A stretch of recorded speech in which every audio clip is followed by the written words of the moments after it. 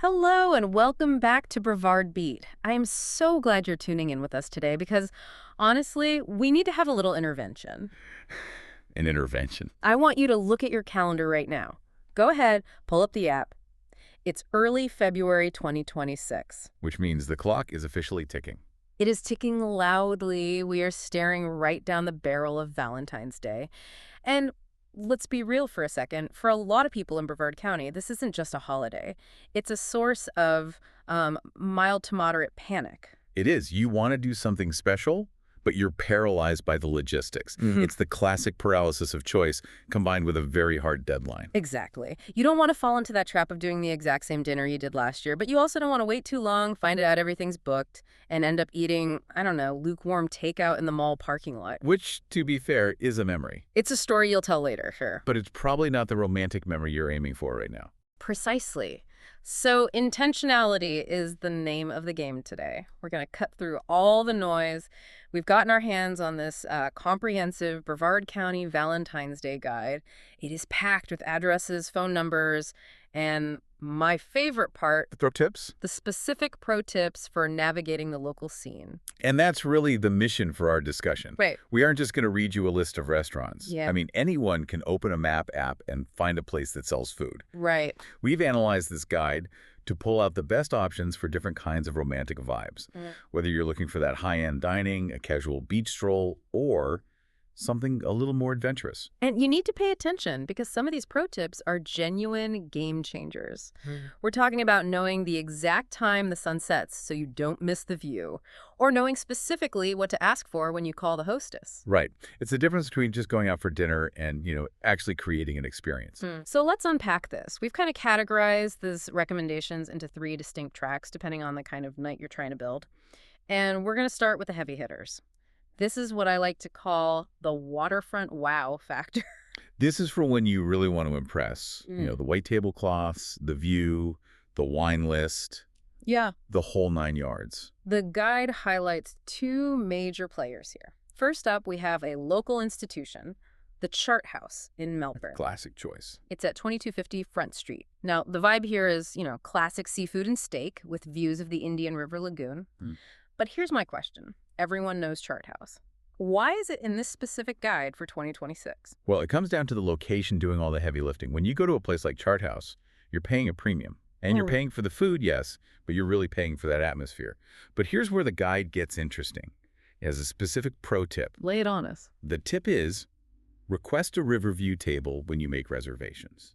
Okay, that sounds simple. It does, but think about the implication. If you just call and say, table for 2 at 7, or you book online through some generic portal, you're rolling the dice. You could end up near the kitchen. Or in the center of the room with no view at all. And if you're stuck looking at the back of someone's head instead of the river, You've kind of wasted the premium price tag. Exactly.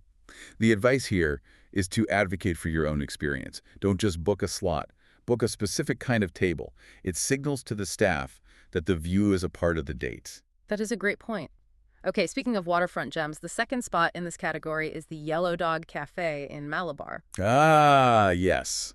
At 905 US 1. This place always feels like a bit of a hidden treasure to me. The guide says steak, seafood, creative cocktails. It feels a little more, I don't know, old Florida. It definitely has a different energy. It's kind of rustic chic, Yeah. multi-level. It feels less corporate and more intimate.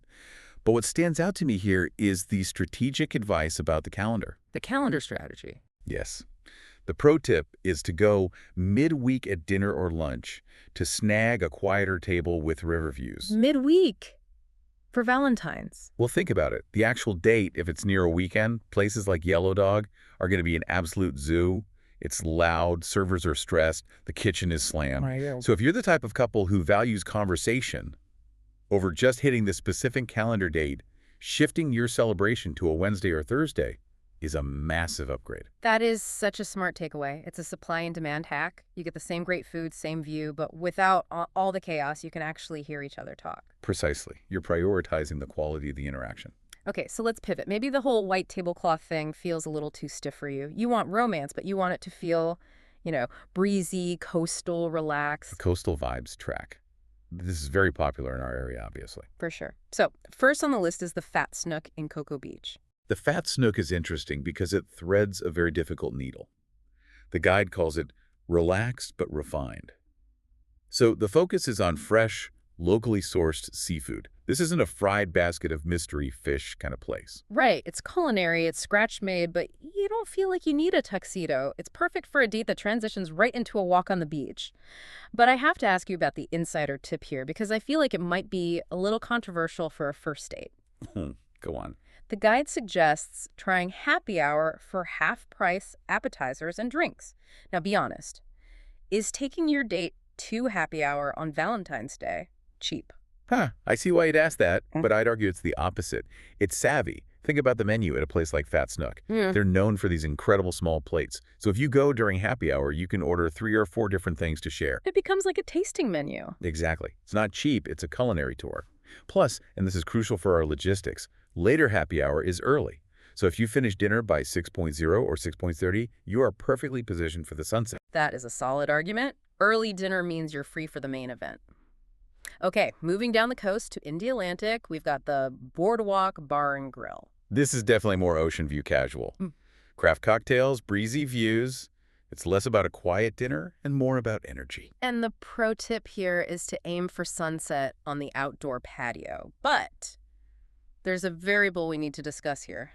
The weather. Yes, we live in Florida. February can be tricky. It can be 78 and perfect, or 55 with a stiff wind coming off the Atlantic. And if you are on an outdoor patio in the wind, romance dies pretty quickly. It does. So the tip implies you need to check the forecast. And the guide also mentions checking their schedule for live music nights. That adds a whole other layer. If you can time it right, sunset, cocktail, live, band, you've built a really dynamic date, but you have to like the band. True. Live music is great for filling awkward silences, but maybe not for a deep heart-to-heart. Good point. And staying in Indy Atlantic, there's also Islands Fish Grill. Right. This is for the couple that just wants great, locally caught fish and zero pretension. Again, the guide says ask for an outdoor table. It's all about leveraging the location. We live where people vacation. So true. We have to take advantage of it. Okay, so we've covered the main course, but the date doesn't end there. Right. We need to talk about the sweetest part. Dessert. Dessert. The guide has a couple of specific call-outs here. In Cocoa Beach, there's the Junk Food Bakery. I love that name. It's great, right? They do artisan desserts, and the pro tip is to look specifically for their seasonal pastries, the ones designed for Valentine's. And that shows thoughtfulness. Instead of just grabbing a random cookie, you're saying, hey, I heard they have this special thing and I wanted to try it with you. It shows research. Exactly.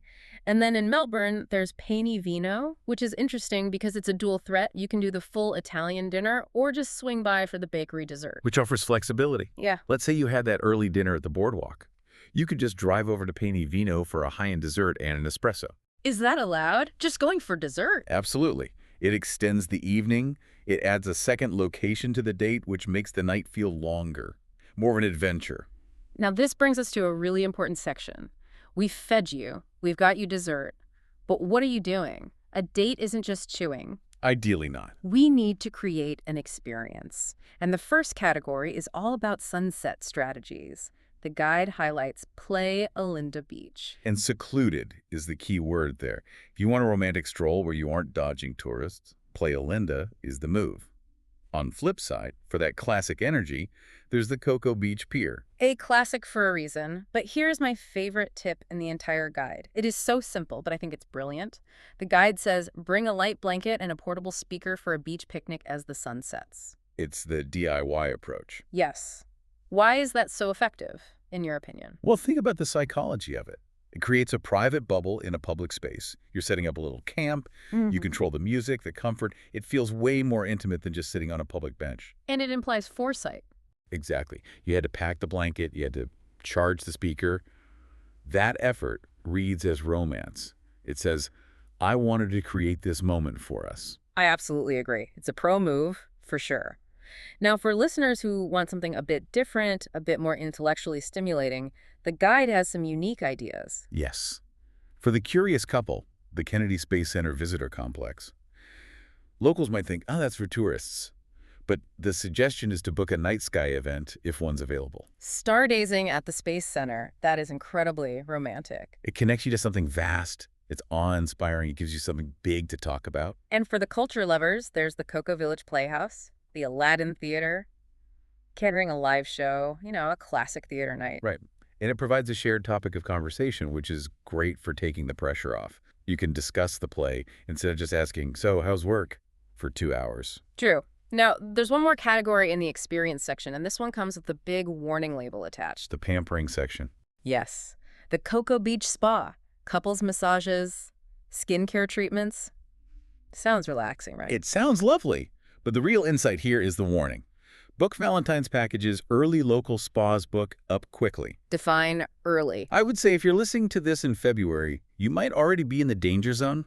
Spas have a hard supply constraint. They only have so many therapists and so many rooms. So this is not something you can decide to do on the morning of February 14th. Absolutely not. If you're hearing this and thinking that sounds nice, you need to pause the show and call them right now. Pause the show. Make the call. Okay, welcome back. Hopefully you got that appointment.